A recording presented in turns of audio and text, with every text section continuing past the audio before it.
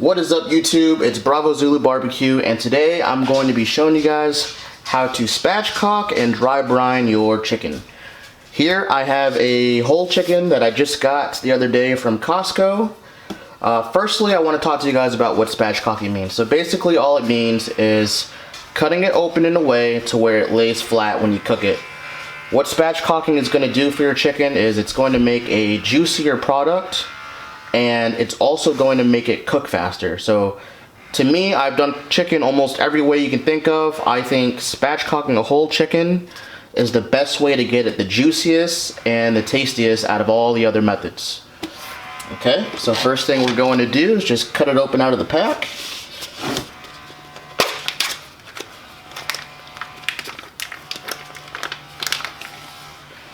Okay, try to be careful not to get the juices anywhere. I'm just going to take it out over the sink.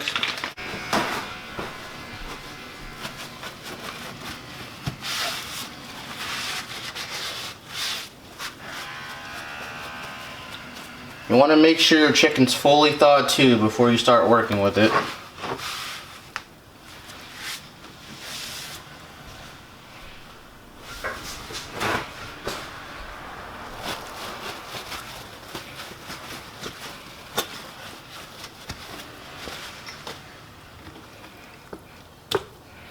Okay, now that we've got our chicken mostly dry, we're going to begin the spatchcocking process.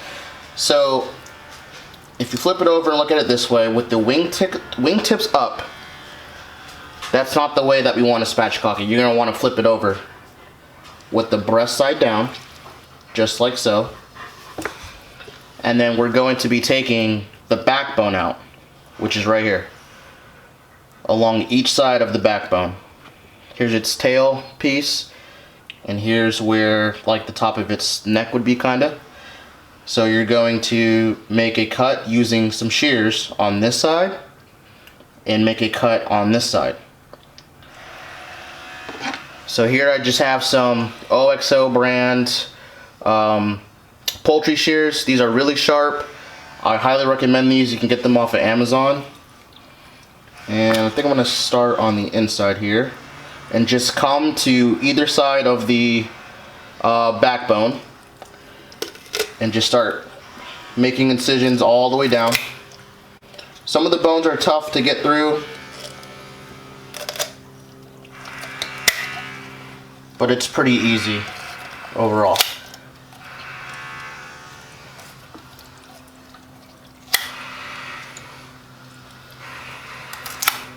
Now, I don't recommend using like a kitchen knife or a chef's knife. I mean, you can if you're really good with a knife, but to me it just makes it easier to use these poultry shears.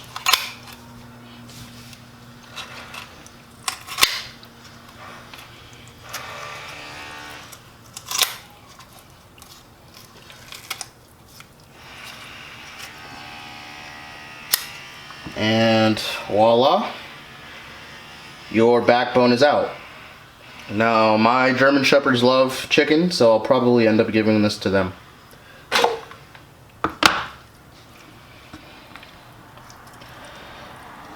Now, if you look,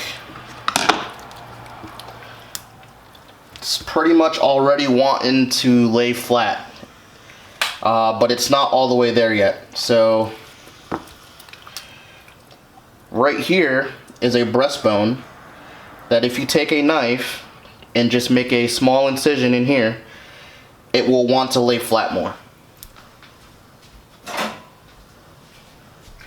So here I just have a chef's knife from Dexter Russell, and I'm going to just give it a whack, and it's already wanting to lay flat more, as you can see. So if you look, it's laying pretty flat, and then to get it even flatter, you can press right here on the breast and it'll lay down flatter, just like that. And we pretty much have a spatchcock chicken as it is now. What you want to do is go around and do any additional trimming. I don't trim them up too much. I take some of the extra skin off But other than that, this is pretty much how I rock with it. Now, these wingtips, I do like to tuck them behind the breast as if the chicken was relaxing in the sun. So that way the wingtips don't get burned. And I'm going to show you how to do that real quick. So you just take the wingtip, tuck it behind the breast. Take the wingtip, tuck it behind the breast. And that way nothing gets burned. And then when you put it on the grill, it's going to sit just like this. Kind of spread everything out. And I'm telling you, this is going to produce the best tasting chicken you've ever had. Better than beer can chicken, better than all that stuff. So make sure to give spatchcock chicken a try. So now that we've have it spatchcocked, we are going to start the dry brining process. So that is very easy. All we got to do is take kosher salt and apply it on both sides of the chicken, and then we are going to let it sit in the refrigerator for at least 24 hours. So if you have a big bird like a turkey, you can go longer. I've seen people go as long as 3 days. I did 2-day dry brine last Thanksgiving and it came out great. But for chicken, you know, smaller birds like this one, 24 hours is all you need. Okay, now you're going to take the chicken and you are going to place it on this lifted baking grate over like a cookie sheet with some foil, just so that it's not sitting in its own juices and it's lifted off the tray. I'm going to make sure and dry it once again because it's kind of gotten wet again. Dry it really good because you don't want any additional moisture for the dry brine process.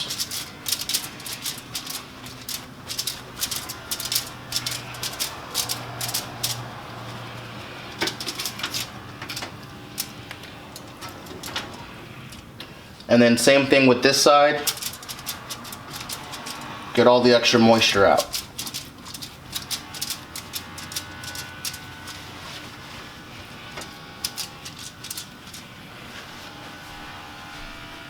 Alright, now that it's dry, we're going to season on this side first.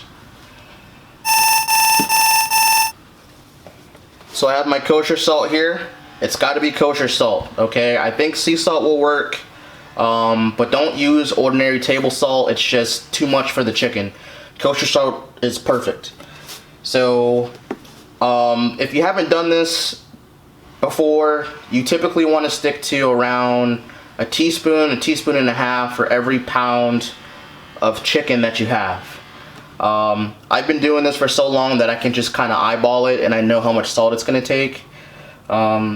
It might seem like you're putting on a lot of salt, and you are, but the finished product is going to come out great. I promise you, it won't be too salty.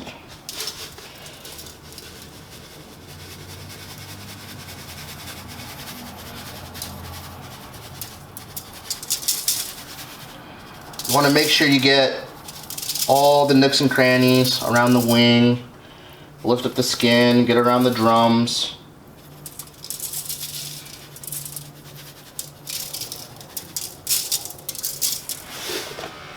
Okay, so that's pretty good for this side.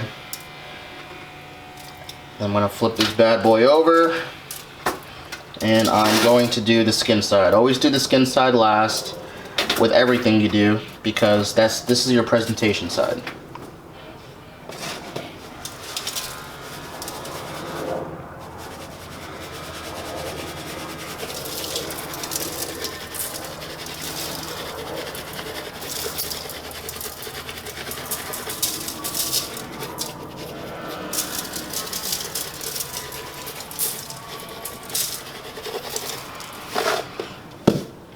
Okay, and there she is, all salted up.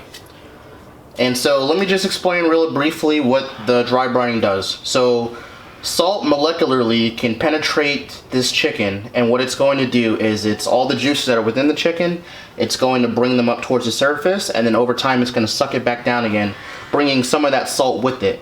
So what that's going to do is it's going to tenderize your meat, it's going to make it extremely juicy, and it's going to give the meat inside itself a saltier taste than if you weren't going to dry brine.